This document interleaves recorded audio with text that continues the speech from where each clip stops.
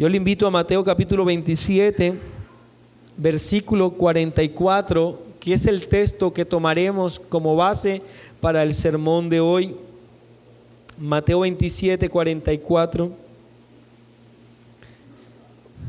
Dice la palabra del Señor: lo mismo le injuriaban también los ladrones que estaban crucificados con él. Y desde la hora sexta hubo tiniebla sobre toda la tierra hasta la hora novena. Dejemos hasta allí, mis hermanos, para el desarrollo y la buena comprensión de este tipo de sermón y poder contemplar la gloria misma de Cristo y la gloria misma de sus palabras. Debo pedirle disculpa, puesto que me alejaré un poco del relato de Mateo y nos vamos a concentrar en lo que los otros evangelistas tienen, puesto que definitivamente debemos tener una idea global de lo que son las palabras de nuestro Señor Jesucristo. Hacemos mención de Mateo 27, 44, puesto que creo que tiene mucho que ver con lo que nosotros vamos a tratar en este día, en este sermón que he puesto como título: Él vino a salvar. Él vino a salvar.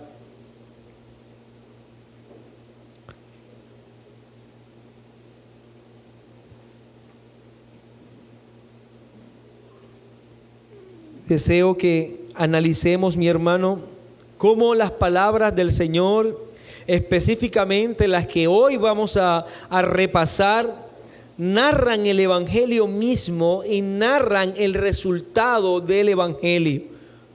Por eso vamos a dividir este sermón en algunos tópicos, y el primero de ellos es que quiero que veamos el Evangelio siendo declarado desde la cruz. El Evangelio siendo declarado desde la cruz. Isaías capítulo 53, voy a leer para ustedes, dice de la siguiente manera: ¿quién ha recibido a nuestro anuncio y sobre quién se ha manifestado el brazo de Jehová? Subirá cual renuevo delante de él, y como raíz de tierra seca, no hay parecer en él, ni hermosura le veremos más inatractivo para que le deseemos. Despreciado y desechado entre los hombres, varón de dolores, experimentado en quebranto, y como que escondimos de él el rostro, fue menospreciado y no lo estimamos. Ciertamente llevó él nuestras enfermedades y sufrió nuestros dolores, y nosotros le tuvimos por azotado, por herido y abatido de Dios. Mas él herido fue por nuestras rebeliones, molido por nuestros pecados. El castigo de nuestra paz fue sobre él, y por su llaga fuimos nosotros curados. Repasamos entonces la profecía mesiánica relatada por Isaías, el advenimiento de aquel que habría de salvar a su pueblo de las transgresiones que estos habían cometido para con Dios. Esta es la profecía que se estaba cumpliendo en este momento. El Cordero de Dios, que lleva el pecado de los hombres, estaba siendo castigado en ese momento. Aquel que le era necesario padecer para salvar a los suyos, el ungido de Dios, que está siendo a la vista de todos levantado, puesto en alto. Cristo fue crucificado y puesto en alto en un monte, mi hermano, como Cristo mismo lo dijo en Juan capítulo 3, versículo 14. Y como Moisés levantó la serpiente en el desierto, así es necesario que el Hijo del Hombre sea levantado, para que todo aquel que en él cree no se pierda, mas tenga vida eterna. Aquello que había ocurrido en el desierto, en que el pueblo, cuando era mordido por una serpiente, debía levantar su mirada hacia aquella serpiente hecha por los hombres y levantada en un monte, para que al momento que el judío, el israelita, se acercara a la muerte por la mordedura de la serpiente, pudiese mirar y en ese momento ser sano. Es lo que Cristo está diciendo, que así como Moisés levantó la serpiente en el desierto, es necesario que el Hijo del Hombre sea levantado para salvación. El evangelio que tú y yo hoy somos receptores de él y beneficiados por su sola gracia, ese evangelio en ese momento preciso del que nosotros estamos hablando estaba siendo encarnado, estaba siendo construido. Paso a paso el evangelio iba dando muestra claramente de su cumplimiento en Cristo. El verdadero Hijo de Dios, el sustituto de Isaac. Recuerden ustedes, aquel cordero que Dios proveyó para la salvación de los hombres. Aquel mismo cordero que recibiría la ira infinita del Padre sobre sí. No estamos frente al relato, mis hermanos, de un pobre hombre sufriendo, como muchas veces se le hace ver, sufriendo las injusticias de un sistema judicial corrupto. No es esa la historia que estamos narrando. No es un hombre que está siendo flagelado, que está ensangrentado por la mano de otros hombres y que debemos compadecernos físicamente de este hombre.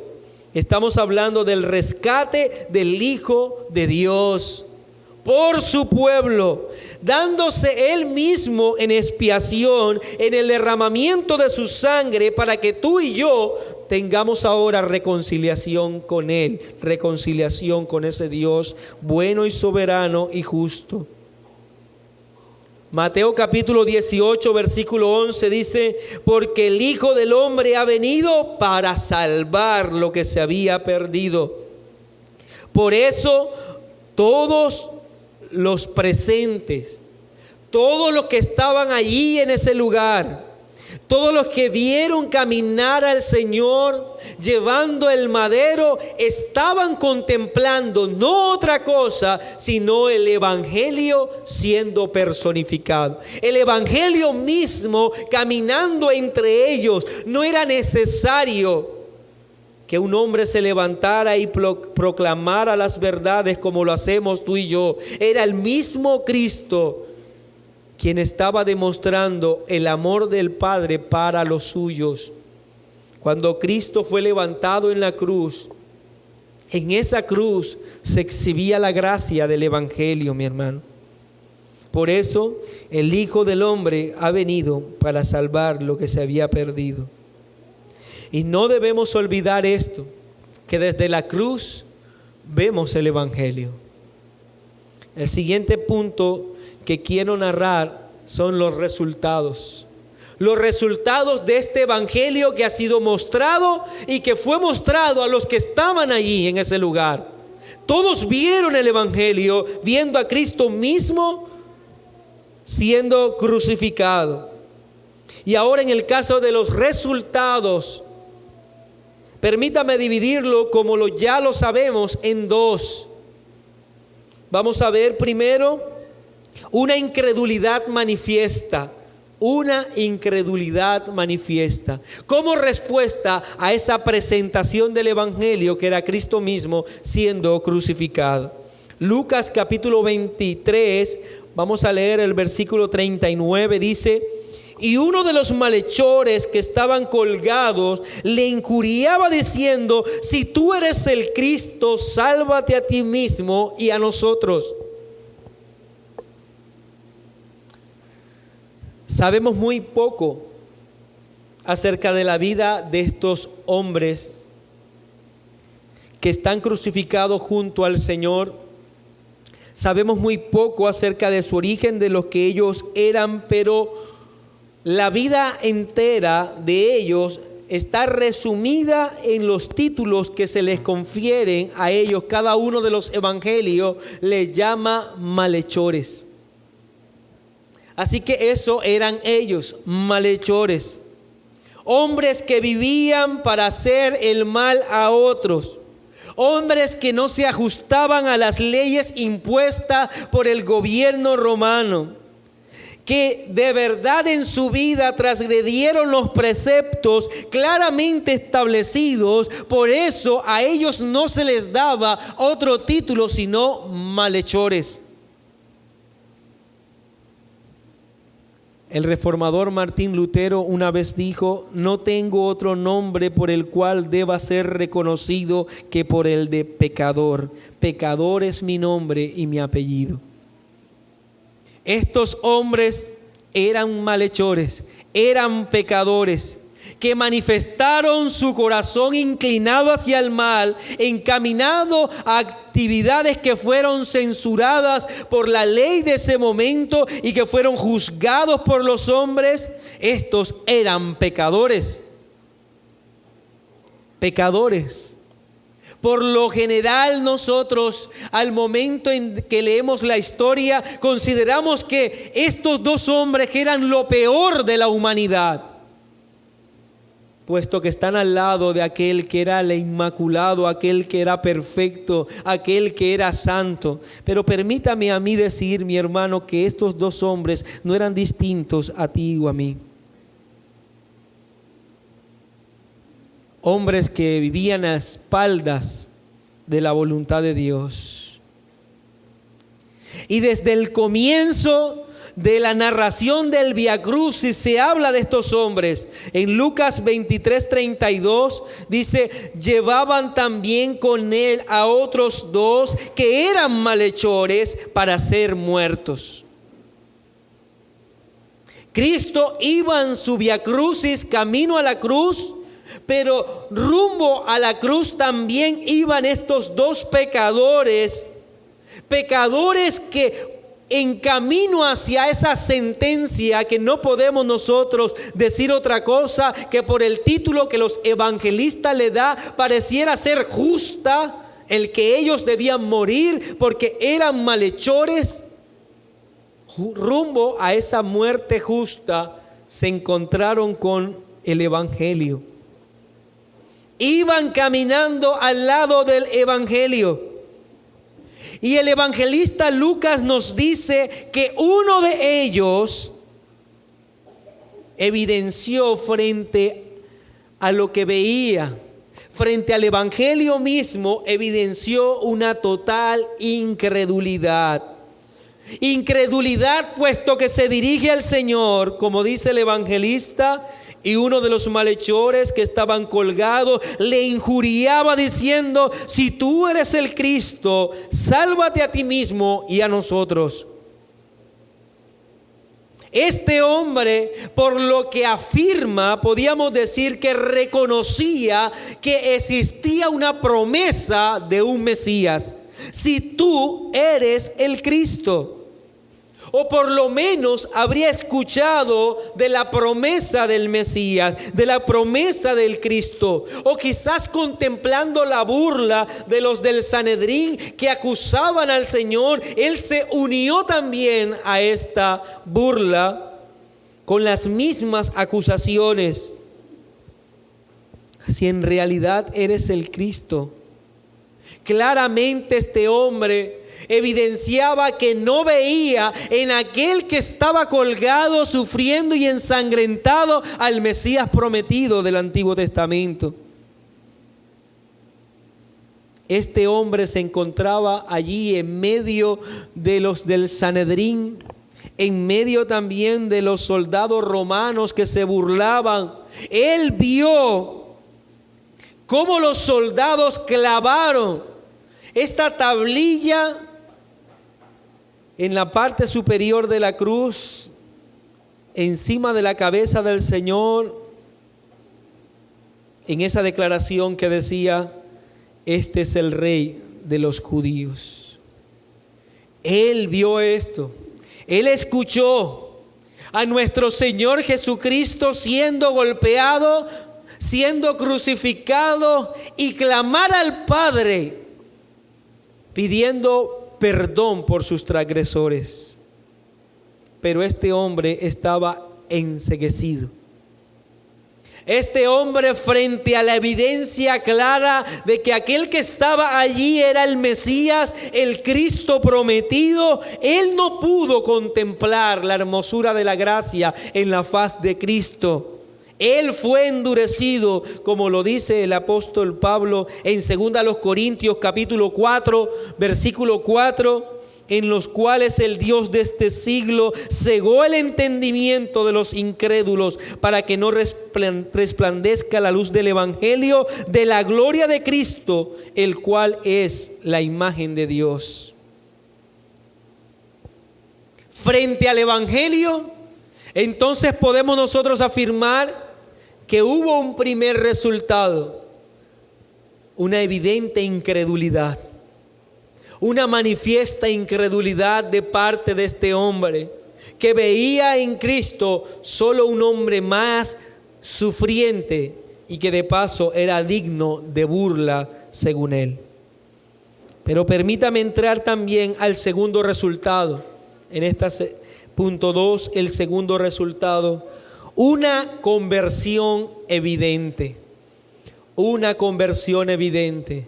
Y cuando hablo de resultados, recordemos que estoy refiriéndome a los resultados del evangelio que fue proclamado, que fue evidente ante todos los que estaban allí, que era Cristo mismo en la cruz. Lucas capítulo 23, versículo 40 en adelante dice: respondiendo el otro le reprendió diciendo: ¿ni aún temes tú a Dios estando en la misma condición? Nosotros a la verdad justamente padecemos porque recibimos lo que merecieron nuestros hechos, mas este ningún mal hizo. Y dijo a Jesús, acuérdate de mí cuando vengas en tu reino. Lo primero que nosotros debemos señalar es que este segundo hombre, no se trata de él y no podemos hablar de él como muchas veces he escuchado por allí en algunos sermones, que se trataba de un ladrón bueno, que junto a la cruz había un ladrón malo y un ladrón bueno, un malhechor bueno y un malhechor malo. Es imposible pensar de esta manera, mi hermano. Se trataba de un sucio pecador, malhechor, igual que el otro. No podemos pensar de él que este tenía un alto sentido de la moral. No, se trataba de otro malhechor, tan pecador como el otro. Es más, si leemos Mateo 27, 44, que fue el texto del que partimos, nos dice: lo mismo le injuriaban también los ladrones que estaban crucificados con él. Al inicio de la crucifixión, por lo que relata Mateo, este hombre también injuriaba a Cristo, también se burlaba de él, también lo ofendía con sus palabras. Desde el inicio también hacía parte de todos aquellos transgresores en contra del Señor. Pero cuando leemos más adelante el texto, debemos preguntarnos: ¿qué sucedió? Algo sucedió con este hombre. Camino al Gólgota no lo sabemos. Quizás en el momento en que el Señor se detiene, recuerde y se dirige a aquellas mujeres pidiéndole que ellas lloren por ellas mismas y por sus hijos, porque viven en incredulidad. No sabemos el momento en que algo sucedió en este malhechor, o quizás cuando vio a Cristo clamar al Padre pidiendo perdón por los transgresores.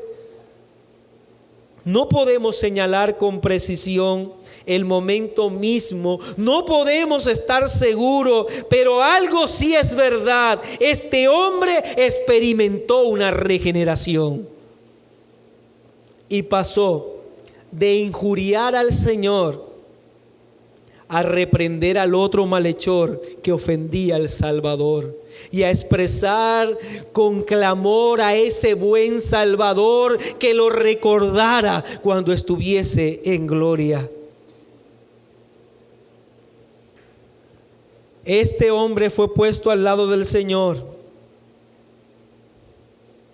Y como consecuencia de ese llamamiento, como consecuencia de esa obra particular del llamamiento eficaz, ocurrió algo en el corazón de este hombre, como señala muy bien 1 Corintios capítulo 1 versículo 9, fiel es Dios, por el cual fuisteis llamados a la comunión con su Hijo Jesucristo nuestro Señor.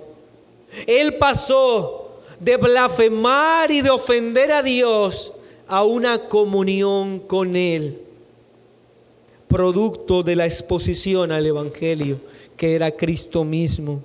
Segunda a los Corintios capítulo 4 versículo 6, ocurrió en él precisamente lo que narra el apóstol Pablo, porque Dios, que mandó que de las tinieblas resplandeciese la luz, es el que resplandeció en nuestros corazones para la iluminación del conocimiento de la gloria de Dios en la faz de Jesucristo. Este hombre, ante sus ojos, Cristo brilló como el Salvador. Este hombre que estaba a punto de morir como pecador, como contrario a las leyes, como un sucio criminal, en las más evidentes torturas y el momento más terrible de su vida, que estar colgado sobre la cruz, en esa honda oscuridad del sufrimiento de la cruz, vio la luz de la verdad este hombre. Vio la luz de la faz de Cristo y en ese mismo instante cambió todo para él. En ese mismo momento su vida había sido transformada por completo. Y puedo señalar que esto es así, mi hermano, que hubo una regeneración genuina en él, puesto que en la disposición regente de su alma fue cambiada plenamente. Y a través de la declaración de este hombre se evidencia esa particular regeneración. En él se aplica aquello que dice Efesios capítulo 2 versículo 1: Él os dio vida a vosotros cuando estabais muertos en vuestros delitos y pecados. En realidad este hombre experimentó la verdad de este texto, colgado, solo esperando los minutos en que su cuerpo no iba a luchar más e iba a morir. En ese momento él recibió la vida. Qué ironía, mi hermano. Pero qué maravillosa noticia para este hombre. Su mente experimentó un cambio radical. Puedo afirmarlo, que su mente experimentó un cambio radical, puesto que evidencia que ahora teme a Dios. Cuando le responde al otro: ni aún temes tú a Dios, estando en la misma condenación. No sabemos cuál haya sido el pasado de este hombre. Nuevamente, lo único que tenemos es ese título que se le da, malhechor. Pero ahora él, colgado de la cruz, este malhechor invita a el otro a que le tema a Dios. Su mente experimentó un cambio radical.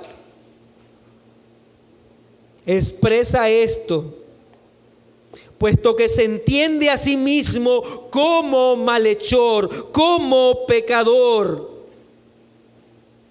cuando dice: porque nosotros recibimos lo que merecen nuestros hechos. Se entiende como pecador allí mismo en la cruz. Delante de Cristo reconoce que todos sus caminos han sido perversos, que han sido pecaminosos, que han sido contrarios a Dios. Se entiende como merecedor del justo castigo. Nosotros, a la verdad, justamente padecemos. ¿Qué es esto, mi hermano, sino una regeneración? Solo aquellos que han sido transformados por el Espíritu Santo en su corazón se entienden como pecadores. Se ven a sí mismos como merecedores del justo castigo de la ira de Dios. Entienden que todos sus pasos han sido contrarios a la voluntad de Dios. Nosotros, a la verdad, justamente padecemos.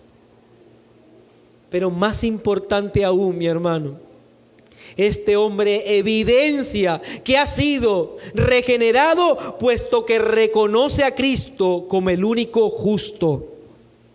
Mas ningún mal hizo. Reconoció a Cristo como el justo, aunque estaba clavado al lado de él, aunque la gente se burlaba de él, aunque el mismo malhechor compañero de él le decía que él no era el Cristo. Este hombre señala que Cristo era el único justo de los tres que estaban crucificados. Ningún mal hizo. Le reconoció también como Rey glorioso. Su mente fue transformada y su corazón, puesto que entendió la realeza, la soberanía, el poder, la majestad de ese Cristo. Ya que se dirige directamente al Señor y le dice: acuérdate de mí cuando vengas en tu reino. Le reconoce como Rey. Para él lo que decía esa tablilla era cierto. Él es mi Rey. Y algo majestuoso que ocurre en este hombre que hasta ahora solo se llamaba malhechor,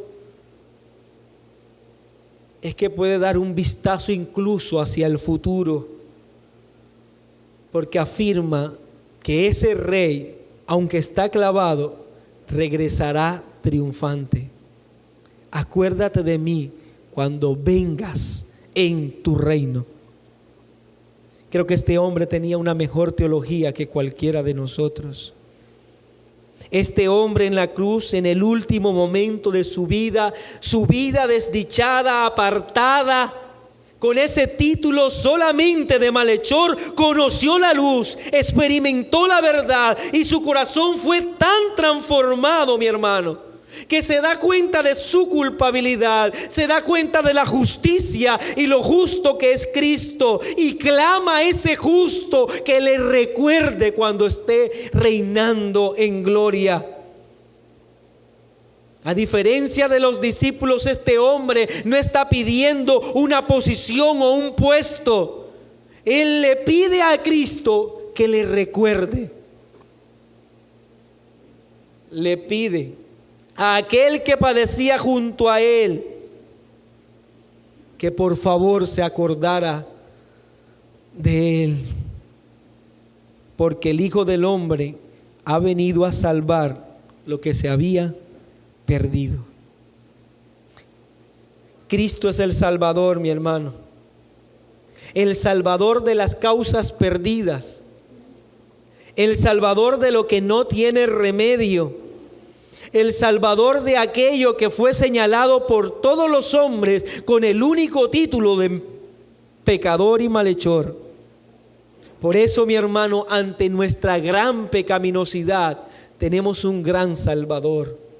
No importa lo profundo de nuestro pecado, lo oscuro de nuestro pecado, nuestro Salvador es mucho más grande. El hombre que padecía como criminal encontró la salvación en la cruz, que significaba su perdición, encontró su salvación. En la cruz, que significaba su muerte, encontró la vida este hombre. Y mi hermano, me permito señalar que esto en particular fue una respuesta del Padre a la oración que Cristo acababa de hacer. Recuerde que Cristo oró al Padre y dijo: Padre, perdónalos porque no saben lo que hacen.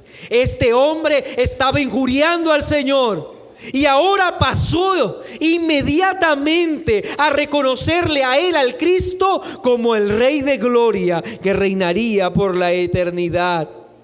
Un ladrón ajeno a la voluntad de Dios experimenta la conversión. Hay respuesta a la oración de Cristo. Es más, lo veremos después, un centurión reconocerá que Cristo en realidad era el justo. 3,000 oirán la voz de Pedro y experimentarán la gracia. Cristo oró por la salvación de los suyos, mi hermano, por el perdón de los suyos. Cristo vino a salvar y sobre el madero lo hizo.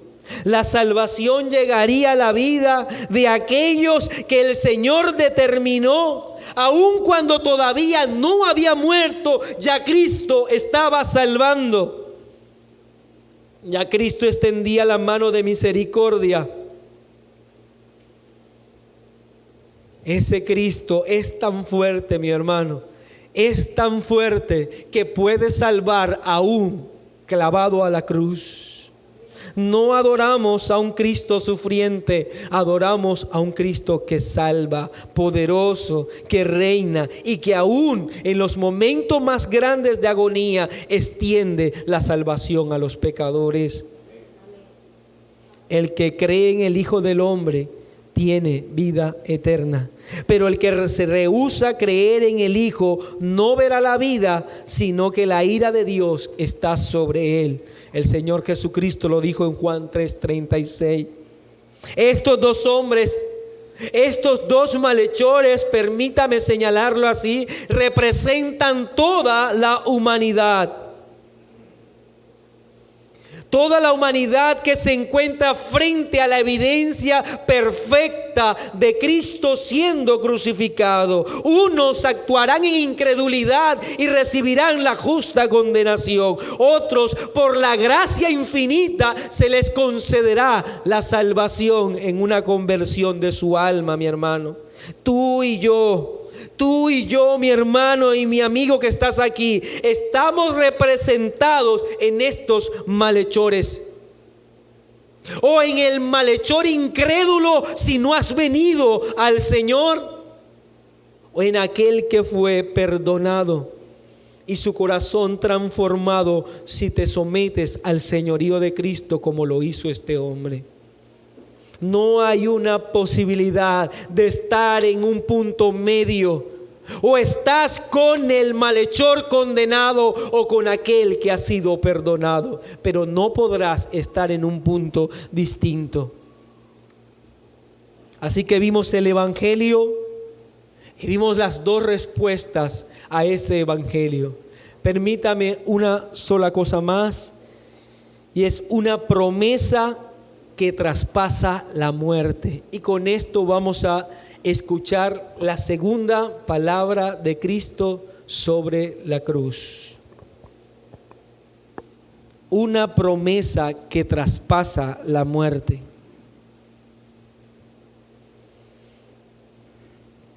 Lucas 23:43. El Señor, como lo decíamos en el sermón pasado, tomará de sus fuerzas, tomará de su humanidad para abrir nuevamente su boca, y de sus labios saldrán estas palabras. Entonces Jesús le dijo: de cierto te digo que hoy estarás conmigo en el paraíso. Mi hermano, piense por un momento, este ladrón, este malhechor, que hace un momento injuriaba al Señor, experimentó al ver a Cristo la conversión, y de sus labios brotó un clamor a Cristo diciendo que le recordara cuando viniese en su reino. Ese ladrón pidió solamente ser recordado en un futuro por el Señor. Pero Cristo le asegura: No que será recordado, sino que ese mismo día, ese hombre que se llamó toda su vida resumida en malhechor, ese estaría junto a Cristo al lado del Padre. Estaría en el paraíso. Definitivamente Cristo concede algo superior a la petición de este hombre. Le asegura que estará con él en el paraíso. El Señor da mucho más de lo que nosotros pedimos. Como dice Efesios 3:20, y aquel que es poderoso para hacer todas las cosas mucho más abundante de lo que pedimos o entendemos. Este hombre pasa de ser malhechor a ser un creyente asegurado en la eternidad, a ser un hijo de Dios asegurado, mi hermano, en el cual podemos nosotros afirmar con toda seguridad que si hay uno que ha sido salvo, fue uno que vivió siempre como malhechor, pero que Cristo llegó a su vida en el momento señalado, rumbo a la cruz para su justo castigo. Escucha de los labios del Señor la más gloriosa promesa, una promesa que traspasa la muerte. A este hombre moribundo, Cristo le acaba de asegurar que ni la muerte podría separarlo de él, en aquello que claramente el apóstol Pablo señala luego más adelante, que ni la vida ni la muerte podrá separarnos del amor de Cristo. No se trata de una posibilidad. Cristo no le estaba diciendo a este hombre, bueno, quizás podrá ser salvo. Este hombre no iba a experimentar una salvación que de alguna manera dependiera de él, dependiera de algo que tenía que hacer, porque si dependía de sus obras, este hombre estaba perdido porque estaba clavado en una cruz. Este hombre recibía una promesa que es totalmente segura, puesto que Cristo le dice de cierto.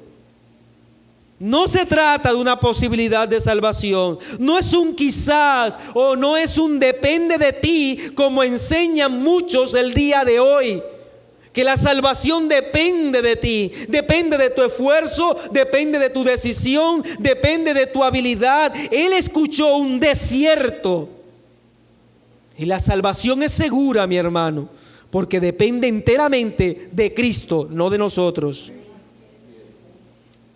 No podemos caminar en este mundo asegurando una salvación que nosotros debemos cuidar y guardar como si se tratase nuestra. Cristo está concediéndole a este hombre algo que él nunca tenía, que no le pertenecía y que no podía alcanzar definitivamente. Una salvación segura, totalmente segura. Quien está dando estas palabras a este ladrón es aquel que dice en Números 23:19, Dios no es hombre para que mienta, ni hijo de hombre para que se arrepienta. Él dijo y no hará, él habló y no se ejecutará. Le dijo a este hombre, de cierto. El evangelio, mi hermano, no es la posibilidad de salvación para los hombres. El evangelio es la salvación para los hombres. No descansa en lo que el hombre hace, sino en lo que Cristo ya hizo en la cruz. Por eso puede prometerlo con toda seguridad. Quizás este hombre no tuvo nada seguro en su vida. Muy seguramente vivió en una completa incertidumbre y no tenía nada seguro. Sus días eran una incertidumbre, pero escucharía de la boca del Señor la más poderosa y segura afirmación que nada podría arrebatarlo de la mano del Señor. Seguro. Lo más sólido de este mundo escuchó ese hombre ya al punto de morir. Pero notemos también que Cristo no solamente establece o le da a este hombre una promesa segura, sino que es una promesa personal también. Le dice, de cierto te digo. Y qué bueno que el Señor lo haya dicho así, porque hay muchos críticos textuales que dicen que Cristo no le estaba hablando a este hombre. Pero lo mira Cristo a sus ojos seguramente y le dirá, de cierto te digo. No era para ninguna otra persona, era para él. No se puede interpretar esta expresión. No se puede quitarle el sentido personal a esta manifestación de Cristo, el Señor creador de todo. Aquel que por su voz sostiene el universo, le dice a esa persona en particular, a ese malhechor, yo te digo a ti. Es una afirmación, una promesa personal. Nuestra salvación, si bien puede ser, y la entendemos como aquella que Cristo ha atribuido a su pueblo, a su iglesia, a su rebaño. Pero no olvidemos que el Señor conoce el nombre de cada uno de los que son suyos. Y ese hombre que estaba clavado al lado de él le pertenecía a Cristo. Por eso le habla a él directamente y le dice a él que será salvo. Qué grata salvación es esta, que es una salvación personal, mi hermano. Es una salvación que se nos otorga a nosotros. Que el Cristo de la gloria murió con la conciencia del nombre de cada uno de los suyos. Es una promesa maravillosa. Entonces, una promesa segura, es una promesa personal, es una promesa de salvación. Hoy estarás conmigo en el paraíso. Para ese hombre vendría la muerte pocas horas después.